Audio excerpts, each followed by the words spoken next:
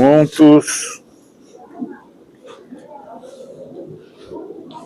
Vamos abrir as nossas Bíblias em Filipenses, capítulo 2, versículo 2. Filipenses, capítulo 2, versículo 2.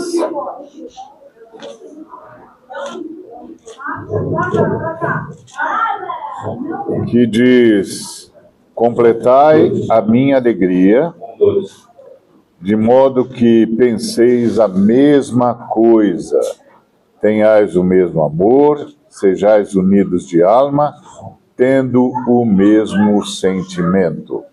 Amém? Vamos ter uma mudança técnica aqui. Som.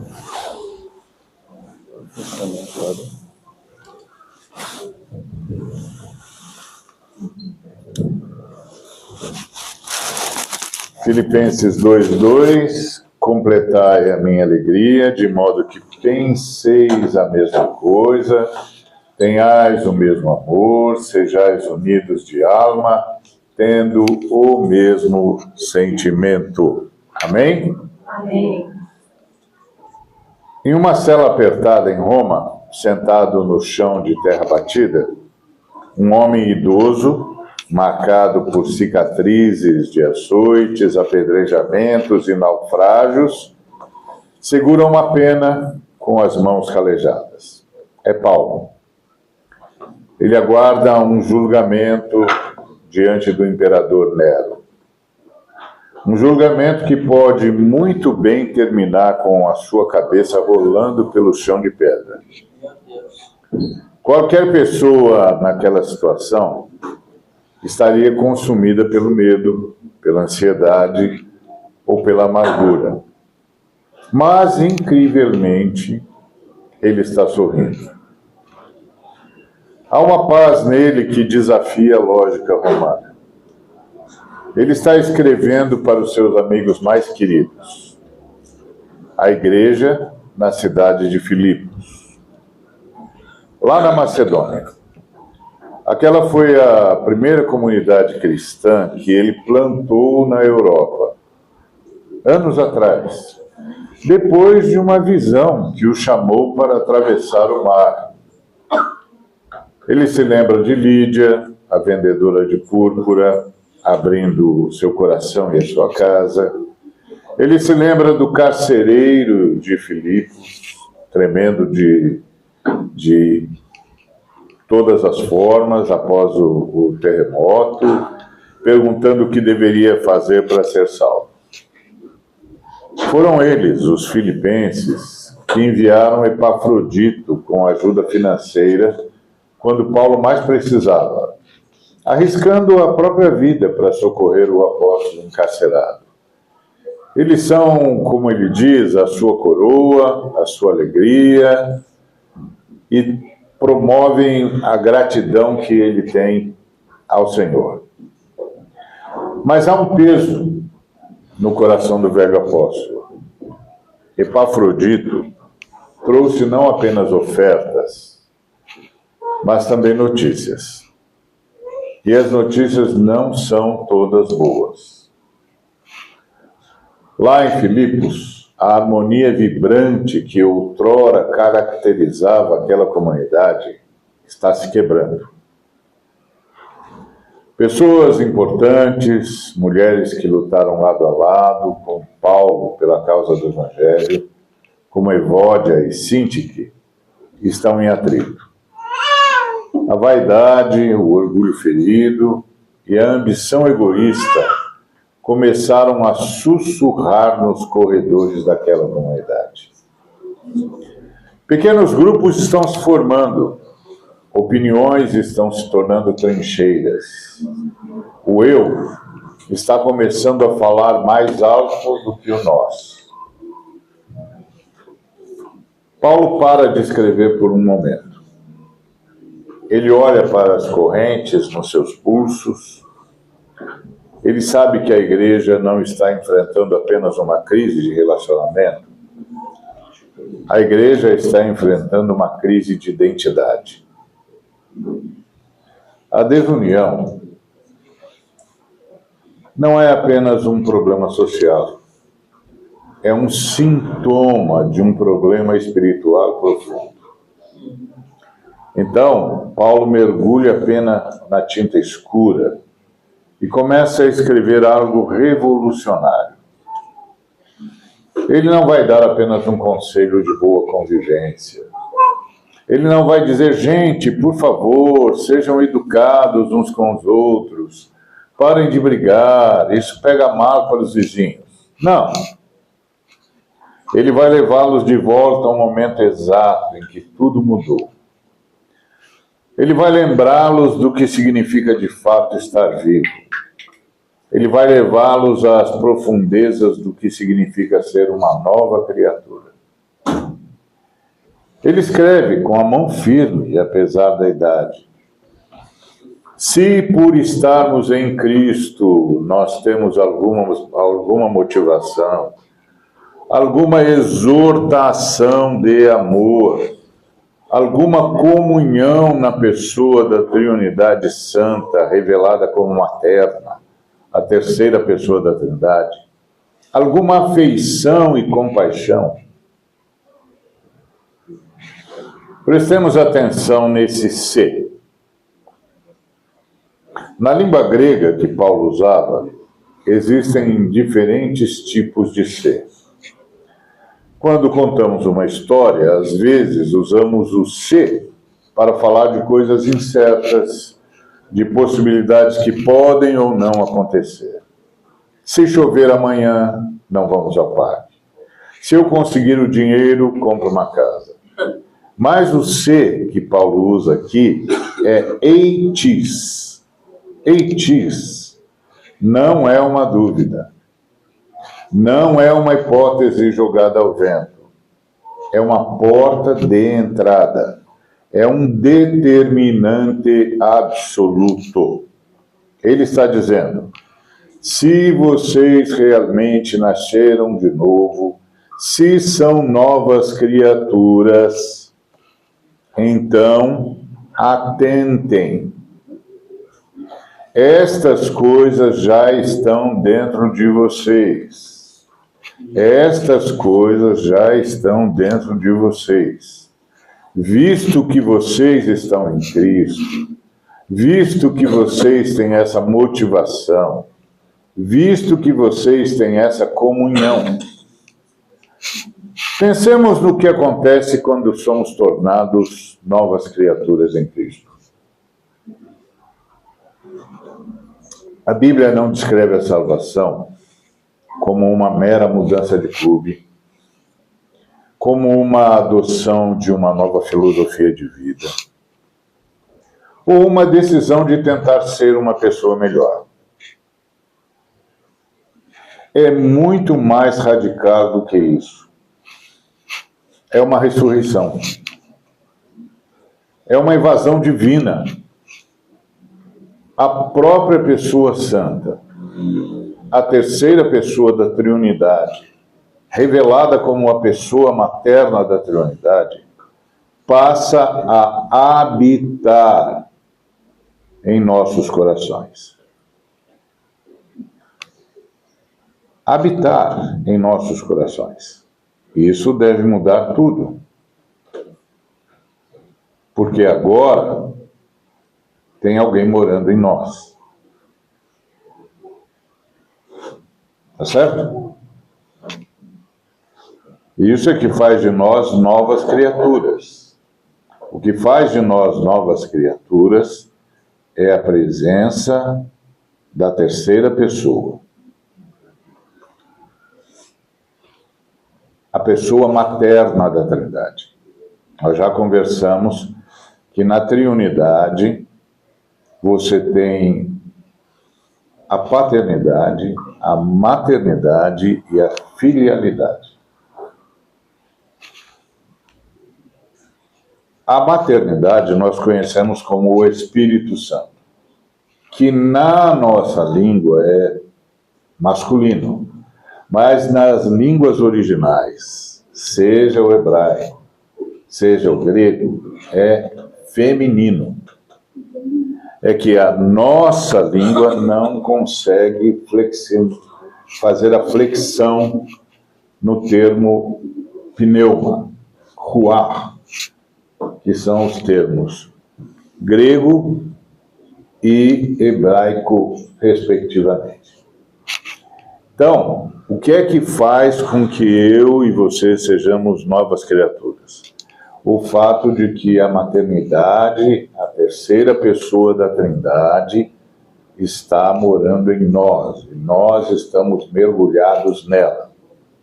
Portanto, é preciso lembrar disso. Nós cantamos que o nome de Jesus é poderoso. O nome de Jesus é poderoso, mas o próprio Jesus disse que isso não basta. Porque lá em Mateus 25, uma série de pessoas dirá ao Senhor Jesus: em teu nome expulsamos demônios, curamos enfermos, ressuscitamos mortos. E Jesus vai voltar-se a essas pessoas e dizer: nunca vos conheci. Apartai-vos de mim, vós que praticais a iniquidade. O nome de Jesus não é uma varinha mágica. O nome de Jesus não é um instrumento para ser usado ao nosso bel prazer, como se Deus fosse obrigado a agir porque nós dissemos o nome de Jesus. Jesus Cristo diz: nem todo que me diz Senhor, Senhor entrará no reino dos céus, mas aquele que faz a vontade do meu Pai. Aqueles e aquelas que fazem a vontade do Pai são os habitados pela terceira pessoa da Trindade, porque a terceira pessoa da Trindade nos transforma à imagem e semelhança do Cristo. E nos transforma desbastando a gente. A gente é como uma caneca, só que é uma caneca opaca. Você não vê o que está dentro. Para você ver o que está dentro, a caneca tem que ser transparente. Então, o que o Senhor Jesus faz por meio da terceira pessoa é desbastar o que tampa a caneca. Porque tudo que nós tínhamos de receber, nós já recebemos. A terceira pessoa não vem em conta-gotas para dentro de nós. É uma pessoa. Vem morar em nós e nós passamos a morar nela. É uma pessoa. Não é uma força, não é uma energia, é uma pessoa. Então essa pessoa está morando em nós. Quando nós nascemos de novo. Aliás, é a marca do novo nascimento. Então essa pessoa começa a desbastar o que tampa a manifestação dela dentro de nós. Desbastar, até que essa opacidade desapareça e a gente se torne transparente. Então, quem olhar sabe o que está dentro da caneca, dentro da pessoa. Então, é disso que o apóstolo está falando. A pessoa materna, revelada, a pessoa da Trinidade, revelada como materna, o Akadosh, passa a habitar e a prevalecer nos corações humanos. Portanto, a consolação de Cristo, o conforto do amor, a comunhão da pessoa revelada como maternidade santa, a terceira pessoa da Trindade, a profunda afeição e a compaixão constituem a realidade pulsante inegável e orgânica dos nascidos de novo. O C de Paulo é o teste do DNA espiritual, que determina a marca dos nascidos de novo. Os renascidos possuem intrinsecamente essas realidades, operando neles pela agência da pessoa da Trindade Santa, revelada como materna, a terceira pessoa da Trindade. Não é algo que necessitamos fabricar. Não, nós não necessitamos fabricar isso. É o que recebemos. Então imagine agora a cena em Filipos, quando a carta escrita pelo apóstolo chegou. A congregação reunida, talvez na casa da Lídia, ouvindo a leitura atenta das palavras do apóstolo. Evódia, de um lado, e Sintique, do outro lado da sala. Então, a voz do leitor ecoa: se há alguma comunhão na terceira pessoa. Paulo está lembrando a elas que antes de serem oponentes numa discussão, elas são coparticipantes da mesma vida divina. A presença da pessoa revelada como santa, que habita em uma, habita na outra. A mesma seiva que nutre um galho, nutre o outro. Como podem dois galhos da mesma videira lutarem entre si? E é com essa certeza vibrante, com essa base teológica inabalável, que Paulo faz o seu grande apelo. Ele não apela para a lei. Ele não apela para a culpa. Ele não apela para o medo. Ele apela para a alegria e para a natureza que os irmãos, as irmãs, a igreja já possuem. Ele diz: completem a minha alegria, tendo o mesmo modo de pensar, o mesmo amor, um só espírito e uma só atitude. Imagine a alegria de Paulo como um copo quase cheio. Ele está alegre. Ele se alegra em meio ao sofrimento, ele se alegra porque o evangelho está sendo pregado, ele se alegra com a lembrança dos filipenses. Mas o que é que falta para esse copo transbordar? O que fará o coração desse velho prisioneiro bater mais forte de pura exultação? Não é a notícia de que o imperador o libertou. Não é a promessa de uma vida confortável. O que fará o copo transbordar é ver a igreja vivendo a realidade daquilo que a igreja já é. É ver a nova criação manifestando-se visivelmente na comunidade. Ele pede uma convergência radical. Ele usa 4 expressões que batem como um tambor, chamando o povo de Deus para caminhar no mesmo passo. Primeiro, tendo o mesmo modo de pensar. Isso não significa que todos em Filipos precisam ter a mesma opinião sobre qual a comida era mais saborosa, ou qual a cor de túnica era mais bonita. Não, não é uma lavagem cerebral que anula a pessoalidade.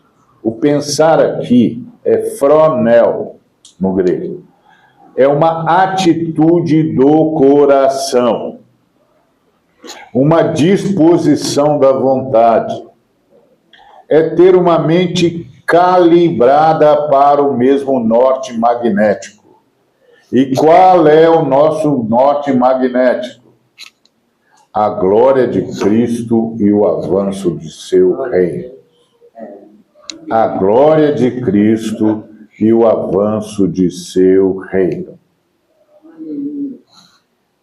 Tá certo? Segundo, o mesmo amor. A mente alinhada precisa ser aquecida pela unidade. Porque amor é a palavra bíblica para unidade.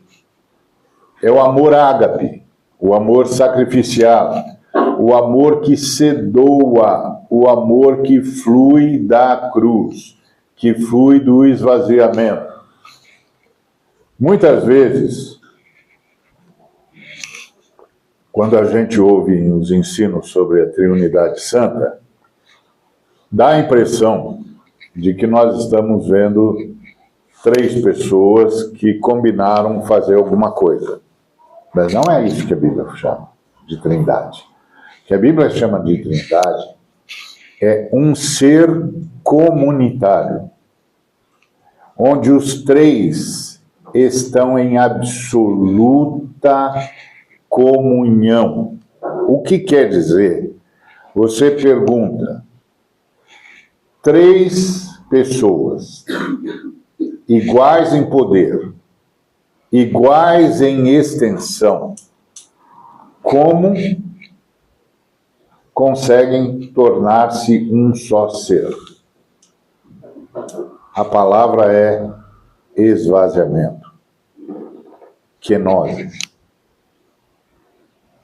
Quando o Deus Filho se esvaziou, ele levou às últimas consequências a forma como a Trindade vive. Nunca se esqueça disso. Porque se você se esquecer disso, você não sabe a quem adora. E pior, não saberá como adorá-lo. Nunca se esqueça disso. É o amor ágape, o amor sacrificial, o amor que se doa, o amor que flui da cruz e da forma como a Trindade vive. Quando o apóstolo João diz que Deus é amor, Deus é unidade, que a palavra amor é a palavra para unidade na Bíblia, ele não está fazendo uma declaração ontológica sobre Deus, o que é Deus. Não. Ele está falando como Deus vive. Como Deus vive, o ser comunitário, como vive, em unidade. E unidade pressupõe esvaziamento. Não haverá unidade se não houver esvaziamento. Então, a triunidade são 3, iguais em poder, iguais em extensão, mas principalmente iguais em intenção. Isso é esvaziamento. Então, Paulo está dizendo, amem-se com o mesmo amor com que foram amados. Deixem que a fonte inesgotável do amor de Deus, que a pessoa materna, a terceira pessoa da Trindade, derramou em vocês, flua uns para os outros. Flua uns para os outros. Porque a terceira pessoa, a pessoa materna da Trindade, derramou em nós esse amor. Talvez você esteja perguntando por que eu estou insistindo tanto em falar da terceira pessoa como a pessoa materna, a maternidade na Trindade, etc. Porque eu estou profundamente indignado com o que eu estou vendo na igreja em termos de abuso das irmãs, abuso das mulheres. E eu cheguei orando a uma simples conclusão. A igreja se tornou assim porque nós pregadores, não chamamos atenção para a maternidade na Trindade. E os irmãos olham para a Trindade como se fosse mais um elemento masculino no universo. E não conseguem entender que a Trindade tem 3 pessoas.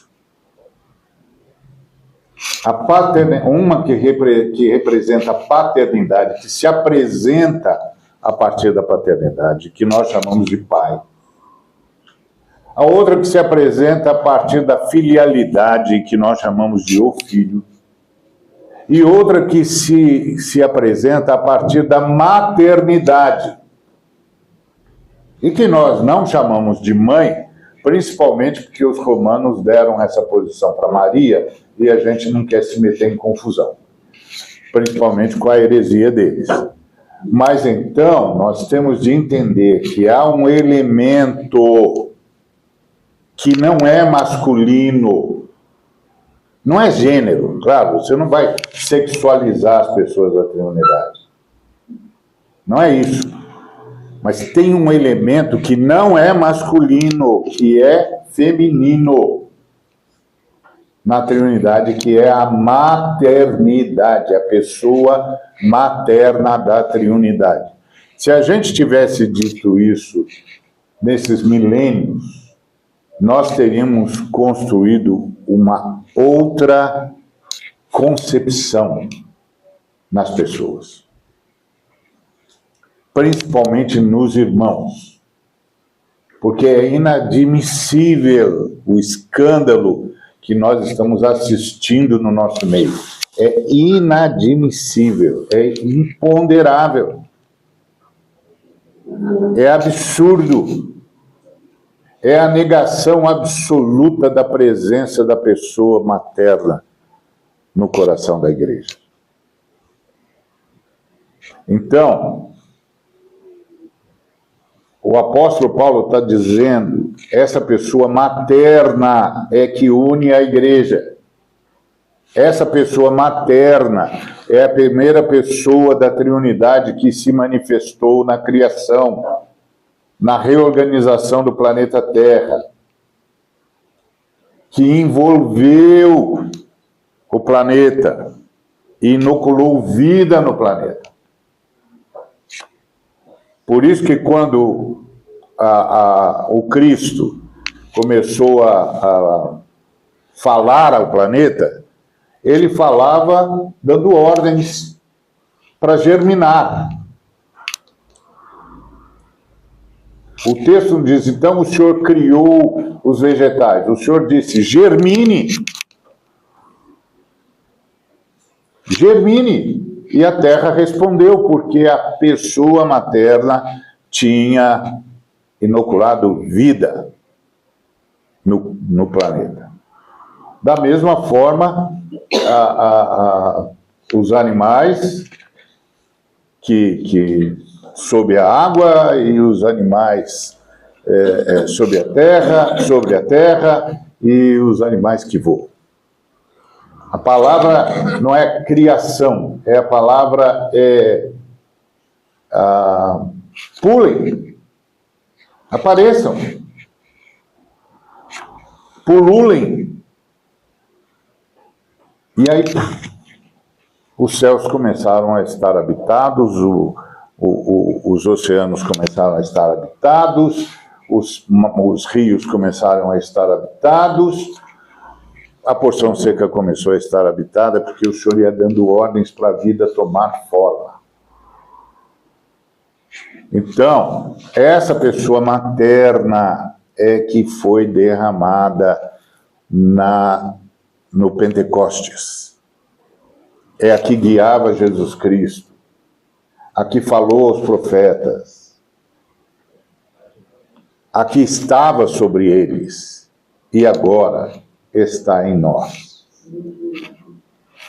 Um dia, glória a Deus, essas verdades profundas vão calar no nosso coração. Isso vai mudar, gente. Terceira coisa que o apóstolo falou, um só Espírito. Essa palavra um só Espírito que está aqui é um neologismo que o Paulo inventou. Ele juntou duas palavras gregas. Ele inventou essa palavra. É simpsikoi. Simpsikoi é um neologismo paulino, que significa um só Espírito. E é uma palavra belíssima, porque significa literalmente de uma só alma. É uma harmonia tão profunda, tão visceral, que as almas dos crentes parecem bater em uníssono. É como uma orquestra onde cada instrumento é diferente. Aí você fala com os britos que eles vão explicar isso para você. O violino não é o oboé, a flauta não é o violoncelo. Mas todos tocam a mesma sinfonia sob a regência do mesmo maestro. Quarto, uma só atitude. Ele volta à ideia do pensamento, fechando o círculo. Uma intencionalidade singular. As pessoas confundem atitude com ação. Ação é o que você faz. Atitude é o que você nutre no seu pensamento. E que você desenvolve como postura diante de qualquer coisa. Isso é a sua atitude. Ela transborda, ou deveria transbordar em ação. Mas não é a mesma coisa.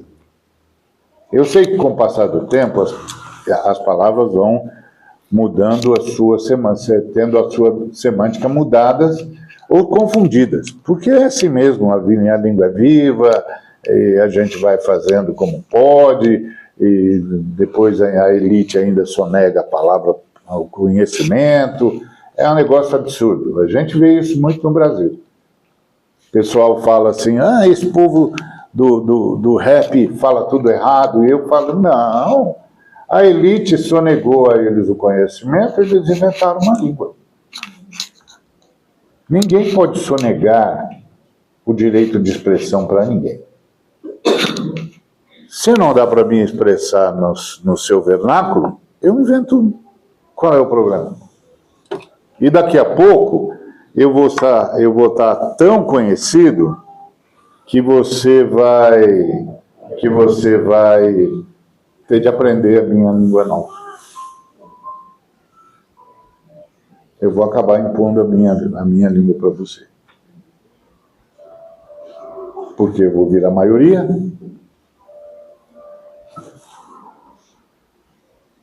É isso. Então, o Paulo está falando de uma intencionalidade singular, um foco inabalável, a ideia de termos a mesma atitude, a mesma disposição de coração, a mesma disposição mental. É uma intencionalidade singular, um foco que todos nós temos. Cristo e o seu reino. Cristo e o seu reino. E aqui está o grande segredo, a reviravolta teológica dessa história. Prestemos muita atenção, pois isso muda tudo o que pensamos sobre a vida da igreja. Se a premissa de Paulo é verdadeira, se a nova criatura tem a maternidade santa prevalecendo dentro de si, se a comunhão e o amor são realidades que definem o ser que nasceu de novo, o que significa quando a igreja briga? Vou repetir. Se a premissa do Paulo é verdadeira, se a nova criatura, que somos cada um de nós e todos nós, tem a maternidade santa prevalecendo dentro de si, se a comunhão e o amor são realidades que definem o ser que nasceu de novo, o que significa quando a igreja briga? O que significa quando Evódia vira o rosto para Sintique? O que significa quando a vaidade fala mais alto? Quando os grupos se dividem, quando a fofoca substitui a oração. Jesus.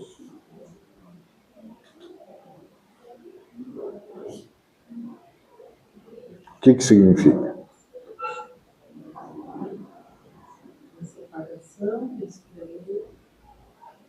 Exato, significa a resistência à terceira pessoa da Trindade.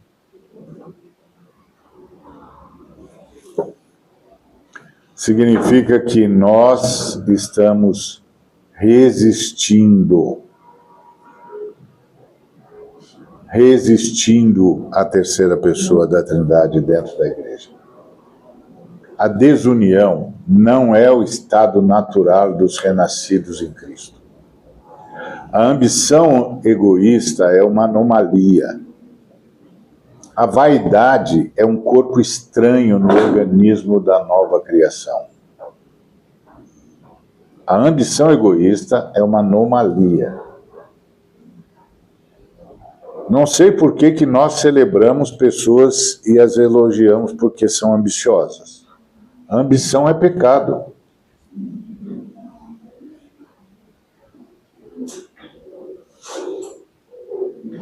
Sinto assim. A vaidade é um corpo estranho no organismo da nova criação. Quando os irmãos se dividem, quando lutam por poder ou reconhecimento dentro da comunidade, eles não estão apenas falhando em ser simpáticos ou educados. Eles estão ativamente resistindo àquilo que a pessoa materna da Trindade Santa está tentando produzir organicamente dentro deles. Pense numa árvore. A seiva sobe pelo tronco, flui naturalmente para os galhos, produzindo folhas e frutos. A unidade, a amabilidade, a paz, essa é a seiva do Espírito Santo, a terceira pessoa da Trindade, fluindo na árvore da igreja. A desunião é como um galho que tenta amarrar um torniquete em si mesmo para impedir que a seiva passe. É um ato de violência contra a própria nova natureza. A unidade não é um troféu que conquistamos com muito suor humano, muitas reuniões intermináveis de conciliação ou dinâmicas de grupo. Não, a unidade é a manifestação natural da vida da pessoa da Trindade, revelada como materna, que já habita nos crentes. Quando a igreja se divide, ela não está apenas a falhar num ideal sociológico de boa vizinhança, ela está a resistir à sua própria natureza espiritual. Ela está agindo como se não fosse o que Deus diz que ela é. É uma resistência. É uma resistência. Resistir à unidade é resistir à pessoa materna da Trindade. Imagine Paulo na sua cela balançando a cabeça. Ele sabe como o coração humano é teimoso. Ele sabe como o orgulho se esconde nas dobras da nossa religiosidade. Ele sabe que Evódia acha que tem razão e que sente que tem certeza de que está certo. Ele sabe que a carne grita por reconhecimento. Eu mereço ser ouvido, eu mereço o primeiro lugar, a minha opinião é a melhor. Como quebrar essa resistência? Como fazer com que a igreja pare de lutar contra a Santa Maternidade, a terceira pessoa da Trindade, e permita que a nova natureza flua livremente? Paulo sabia que argumentos lógicos não seriam suficientes. Regras não mudam corações. A única maneira de parar de resistir à Santa Maternidade era olhar para o modelo supremo. A única cura para o veneno do orgulho é o antídoto da cruz. Por isso, logo depois de fazer esse apelo apaixonado pela unidade, Paulo não dá uma lista de regras de etiqueta. Ele conta uma história, a maior história de todas. Ele canta um hino sobre Jesus. Ele diz, em essência: vocês querem saber como é ter o mesmo modo de pensar? Vocês querem saber o que significa não resistir à santa maternidade, a terceira pessoa da Trindade? Olhem para ele. Olhem para o Cristo. Então a pena de Paulo parece voar sobre aquele pergaminho áspero, Aleluia. traçando palavras que coariam pela eternidade.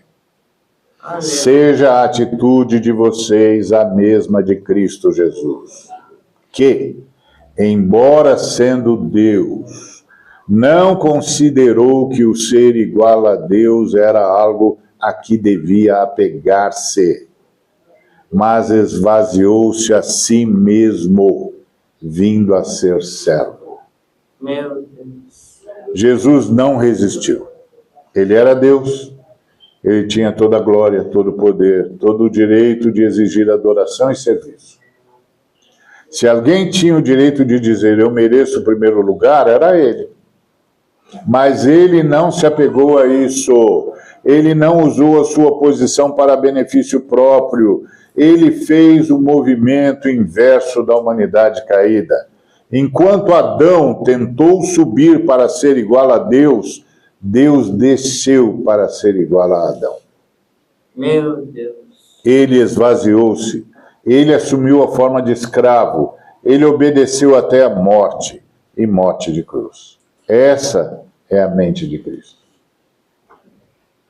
Quando alguém diz para mim, e já vi muita gente falar, não, porque eu tenho a mente de Cristo. Eu falei, bom, então, você se esvaziou. Você se tornou o prestador de serviço. Você se tornou a pessoa que lava o pé do outro, que abençoa. Porque essa é a mente de Cristo. Eu não vim para ser servido, eu vim para servir.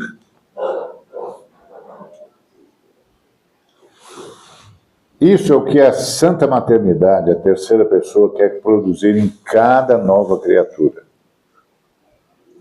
A ambição egoísta e a vaidade são inimigos mortais da unidade, porque são a antítese exata da atitude do Cristo. O orgulho diz, eu subo, custe o que custar.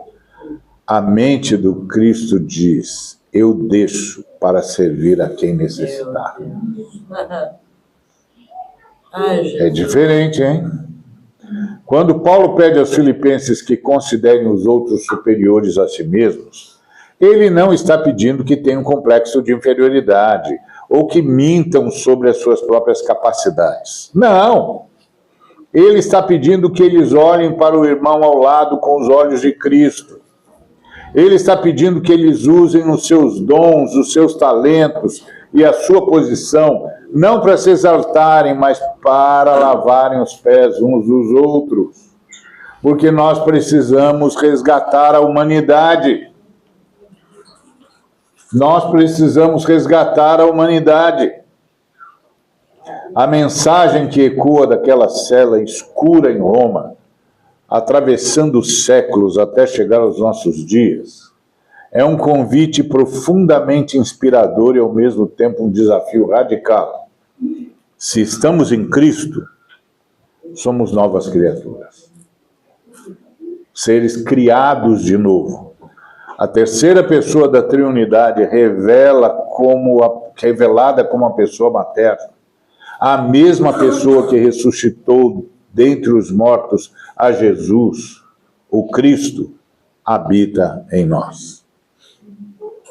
Ela prevalece em nós. A consolação, o amor, a comunhão e a compaixão, portanto, já são a nossa nova natureza. Quando a gente consola, quando a gente busca unidade, quando a gente comunga, quando a gente se compadece, a gente está fazendo o que se tornou natural em nós. É como o Senhor disse para o Pedro, quando Pedro disse: quantas vezes eu devo perdoar um irmão? 7 vezes? E o Senhor disse: eu não digo 7 vezes, mas 70 vezes 7. É óbvio que ele não está fazendo matemática, ele não está elaborando uma equação.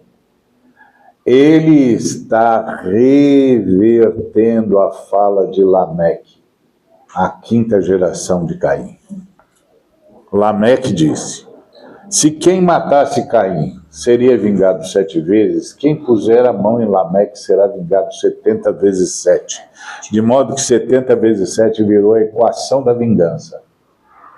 E Jesus disse: pois a equação da vingança, que sempre esteve no seu coração, será mudada pela equação do perdão. Você perdoará com a mesma naturalidade que os ímpios buscam vingança. Já parou para pensar nisso? Não, né? Então, ela prevalece em nós. Se ela prevalecer em nós, a consolação, o amor, a comunhão e a compaixão, que já são a nossa nova natureza, o nosso DNA espiritual que foi reescrito, vão aparecer naturalmente. Portanto, não resistamos ao sopro da nova criação. Toda vez que escolhemos o orgulho em vez de perdão, estamos resistindo à terceira pessoa. Toda vez que alimentamos uma divisão na igreja porque uma opinião não foi aceita, estamos resistindo à maternidade divina. Toda vez que olhamos para um irmão com superioridade, estamos resistindo à seiva da vida que tenta fluir através de nós.